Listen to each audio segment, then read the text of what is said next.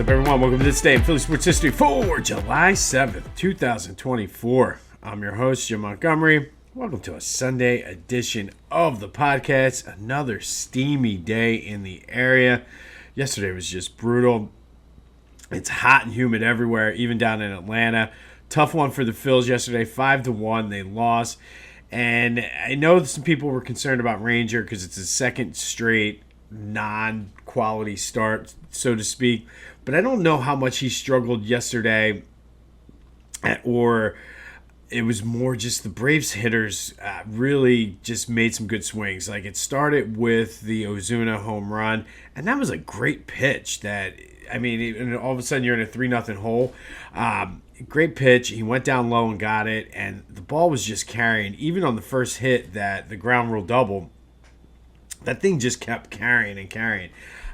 So it's definitely worth monitoring. Luckily, we're near the All-Star break, so there is going to be some time off, but I'm not raising the cause for concern flag yet, but I am going to keep an eye on this. But I think, that was just, you take away that, and all of a sudden it's a 2-1 game. And that, like I said, that was a hell of a swing. He's a great player. And that ball just kept carrying. So we'll hit the pause button so far on the concern and the panic, I guess, for Ranger.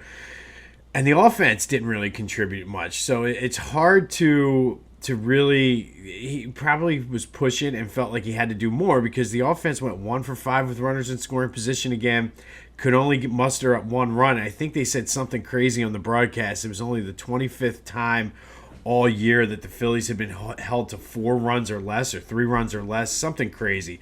So it was just one of those nights. Again, nothing yet to be concerned about, but let's come back and win this series today. Michael Mercado is on the mound. I want to see him continue to do well. Maybe that'll be our hidden gem that can slide into that 5th spot, because Turnbull's out until August, I think, and Tawan Walker is Tawan Walker. So if Mercado can step in there, I'm all for it. But there is some good news on the horizon. Bryce was testing out his hamstring, did well. Apparently he's going to run the bases again today to see how it goes. He is slated, I think, it's looking like the A's series, but Rob Thompson has said when he's ready, he's going to return. So he's eligible starting Tuesday. So he should be returning this week. Looks like Schwarber will be back on Tuesday. And JT is still, I haven't heard anything one way or the other, but he, any day now, as soon as he's ready, he can come back as well. So help is on the horizon. Let's go out today, win this series, and hopefully maybe, let's get some of our balls to carry that way, the way the Braves had theirs to carry yesterday. But they look to win that series this afternoon with Michael Mercado going on the mound. I've been telling you about the John Kruk is my spirit animal shirt on Philly Goat. Go check it out. 10% of your sales proceeds, or 10% of your sales goes directly to the Battle Brothers Foundation. They do great things for our vets. And I have to tell you, the shoes, check out the canvas loafers they have. I've been wearing them all weekend, rotating my pairs through. Great on the feet. And I've been on my feet a lot, so very easy. And if you're worried, even though because of the heat, I told you about those little barely cover your foot socks that help feet sweat. No, it was perfect. Go check it out, phillygoat.com. Get the John Kruk is my spirit animal shirt. Get some shoes, and don't forget to use the promo code Jim Montgomery for 10% off your order. That's phillygoat.com, promo code Jim Montgomery for 10%. Another big Sixers signing. Caleb Martin signed a 4-year, $32 million contract to come to the Sixers. This is a great signing. A ridiculous signing. He's an average offensive player during the regular season. He only averages 10 points or whatever a game. But he is money in the playoffs. He's a Celtics killer. And you can kind of see now the direction that Daryl Morey and they want to go with this team as far as what they're building. They're looking long term. They're not looking to get to the playoffs. They're really trying to get guys in there and pieces that are going to fit around. The thing I like about Caleb Martin is too, he's versatile on defense, so he can pretty much guard any of the 4 positions. And that's Nick Nurse sometimes likes to play a smaller lineup. So Caleb Martin slides right into that role. But again, I like this move more for the regular season. And obviously, it's going to help when Joe's not. And that's the other thing, the focus I've noticed. They're looking for the playoffs, but they're also looking for when Joe is not on the court. They have guys now that are going to be able to carry the load. So Caleb Martin certainly is going to be able to guard some people, maybe provide some points while Joe is on the bench. But this is definitely, I think, a move geared toward the playoffs. And I think this unexpectedly, to be honest, I didn't expect this. So to get that, I'll gladly take it. It looks like now your starting lineup is probably going to be Maxey, Paul George, Kelly Oubre, Caleb Martin, and Joe. But now you have that flexibility that Nick Nurse, who likes to play the smaller lineup sometimes, he has some flexibility to move some guys around and do some creative things and basically just let him cook. So I really, really like this signing a lot. I think it's a good fit not only for the regular season, but more importantly, that the postseason. And he is a Celtic killer. And if you're going to have to get past the Celtics, why not get somebody who is good at beating the Celtics? B-ball Paul George or Paul Reed. Yeah, Paul Reed, not Paul George. B-ball Paul Reed. I couldn't read my own writing. I put the wrong name down. I'm like, that doesn't sound right. Paul Reed is the odd man out. He's going to be waived, and I'm okay with that. It is kind of is what it is. But now I think the Sixers need a backup point guard. Is Kyle Lowry that guy? Probably could use a bigger power forward. Maybe a Marcus Morris. That's who they were kicking the tires on. There's still probably two minor moves that I want to see them go make. But Daryl Morey is having himself an off season, taking a page right out of Howie Roseman's book, and I'm all for it. He's given Nick the pieces that he can just cook. I'm so excited, and I take back any bad thing I said about Daryl Morey. And again, Daryl, I apologize. Hopefully, you will forgive me. All right, the Union didn't lose. They didn't score either, but it was a 0-0 tie, and the game itself didn't really matter. That was the after story. Tons of protests from the fans, the Sons of Ben's, a couple of the different groups calling for the team to sell. The team was confiscating signs. It's getting ugly down in Chester. Give the team some help. What a quick turnaround from being in the MLS final to being almost in last place in the Eastern Conference within 2 years. But more on this as it progresses. The team hasn't really issued any statements, so I'm anxious to see as we go through this week, because as it goes, these protests and everything are getting more and more intense, calling for the team to be sold, get the guys some help. But it'll be interesting to see how this plays out in the coming weeks. And I missed this the other day. I read an article yesterday on Denver Barkey and Oliver Bonk for the Flyers, the two guys that are playing in the OHL together for the London Knights. And it just talked, and the future is so bright. It talked about just their chemistry they have. They've been playing together since they've been 16. So it talked about that and how on the ice they're good and how they have that chemistry. But then they actually are very good friends off the ice. So I really like the direction, and it was a very complimentary article, and like these guys are close to being ready to come up to the Flyers. So you pair them with Mishkov, like the future is so bright for the Flyers, and I keep saying this, but jump on the bandwagon now. All right, today we are going to go back to 1964. And on this day in 1964, the Major League Baseball All-Star Game took place up in Shea Stadium. The 1964 Phillies were well represented. You might remember what happened to them when Chico Ruiz stole home and just set off an unfathomable chain of events that just had them blow a 6-game lead with 12 games left. But at this point, it was sort of the high point of that season for the Phillies. They sent 3 players to the All-Star game. Jim Bunning, who was making his 8th appearance. Johnny Callison making his third, and an all-star rookie, Chris Short, making his first all-star game. And all three, as fate would have it, played a pivotal role in the outcome of this game. Short, when he came in to pitch, the National League had a 3-1 lead in the top of the sixth. Short went 1 inning, gave up 2 runs to allow the American League to tie it. He gave up 3 hits. He gave up singles to Mickey Mantle and Harmon Killebrew. No shame in that right there. And then a 2-run, 2-out triple to Brooks Robinson. Again, no harm, no foul there. But that was his stint in his first All-Star game. Jim Bunning then preceded him pitching, pitched the 4th and the 5th after Don Drysdale, went 2 innings, gave up 2 hits, had 4 Ks, and was his normal solid self. And then Johnny Callison came in to pinch hit for Jim Bunning in the 5th. Callison ended up going 1 for 3 in the game, but ultimately became the hero because in the bottom of the 9th, he had a 3-run walk-off home run for the National League, scored Curt Flood and Johnny Edwards ahead of him. And the National League won the game 7-4. And it was the first walk-off home run in the All-Star game since 1941, since Ted Williams did it.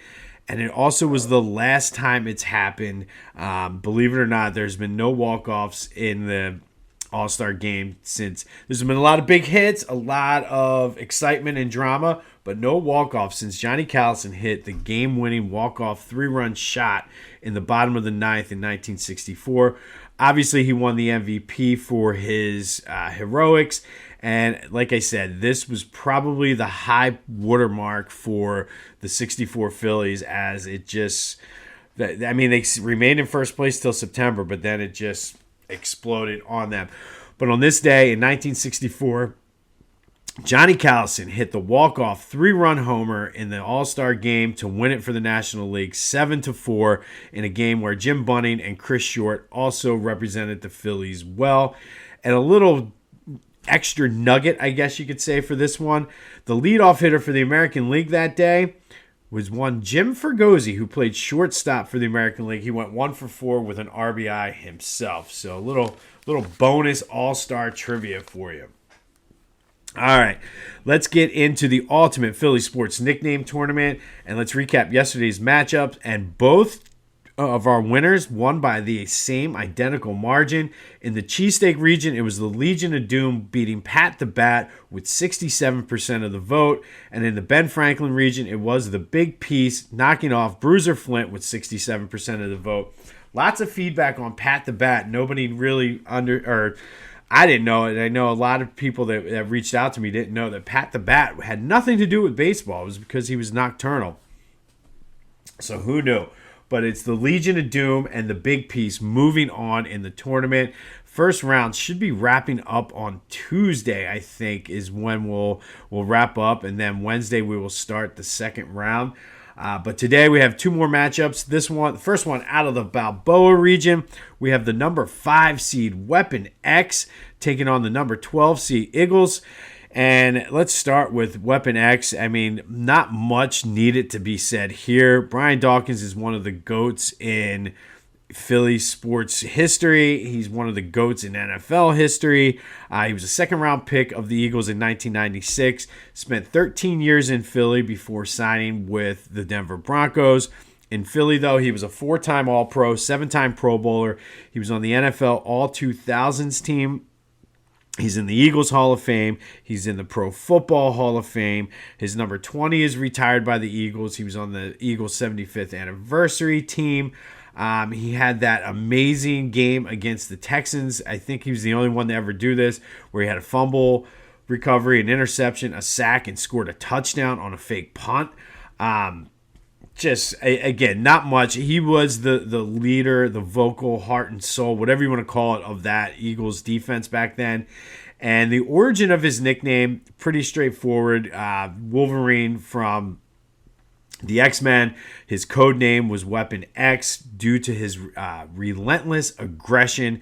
And I think that's the perfect summation of the way Brian Dawkins played the game. Relentless aggression. And I've heard so many people say he's the only person that could ever curse you out without saying a curse word. So Weapon X is our number 5 seed out of the Balboa region. Definitely a sleeper in this region. And then the number 12 seed, the Iggles. And that is just a slang name for the Eagles. And it's, you take into account the Philly accent, which is, to me, it's funny because I grew up about an hour outside of Philly. But my mom, my grandmother, my uncle, like everybody, they still say the Iggles. And I never got it, and it's just one of those things. As Philly fans, we just embrace it. There's websites inside the Iggles, Philly Goat. If you want to look, they have a ton of Eagles stuff. So it's a great nickname for the Eagles, and one of those things that's a little bit of Philly charm. So it's your turn now. Which is the better Philly sports nickname? Is it Weapon X for Brian Dawkins, our 5 seed, or is it the 12 seed, the Iggles, the slang South Philly Delco pronunciation of Eagles? Get your vote in 267-495-8531. That'll get you in on the Back to the Future voice and text line. Leave me a voicemail, send a text message. Get that and anything else Philly sports related off your chest. But who do you got? Weapon X, Brian Dawkins, or Iggles, the nickname, the slang nickname for the Eagles? Get your votes in. You can hit me up on social media, Jimbo_Mont on Twitter and TikTok, at Philly Jimbo on Instagram, Facebook, LinkedIn, whatever you got to do. Email me, text me, whatever. Send a carrier pigeon over to my house if you have to. But who do you got out of the Balboa region? Weapon X versus Iggles. And then our other matchup is I'm anxious to see which way this one plays out. In the Schuylkill region, we have the number 7 seed, Dirty Waters, taking on the number 10 seed, Tug. Let's start with Dirty Waters. Andre Waters, it was an undrafted free agent for the Eagles in 1984 out of Cheney, so he went to college locally as well. He's on the Eagles' 75th anniversary team. 10 years in Philly, 10 fumble recoveries, 15 interceptions, 2 career touchdowns. Known more for just being a hard-hitting free safety and just sometimes he pushed the boundaries and pushed the limits somewhat. He is, for a period of time, there was what was known as the Andre Waters rule, where the defense couldn't hit the quarterback below the waist while he was in the pocket due to the way Andre Waters would come in. I think he had the hit on Jim Everett that led to that rule. The origin of his nickname, it was borderline. His play, very aggressive, pushed the envelope a lot on between whether it was a dirty hit or not. But that played well into the way his style of play, and that defense gave them an edge. He was very intimidating. Guys were scared sometimes to go over the middle. And I think it was all a psychology game for Andre Waters. But the nickname Dirty Waters came from Dan Deerdorf on Monday Night Football in a game against the Vikings. Apparently, Waters went after Rich Gannon's knees. Deerdorf lost it and said Dirty Waters, and he's a cheap shot artist. And I do think, like I said, he didn't change the way he played, and it fit his role. So it was like the name, whether or not he was dirty all the time, which he wasn't, that was in the back of people's other teams' minds. So I think he played the role, played the villain perfectly, and he is our 7 seed out of the Schuylkill region, Andre Dirty Waters.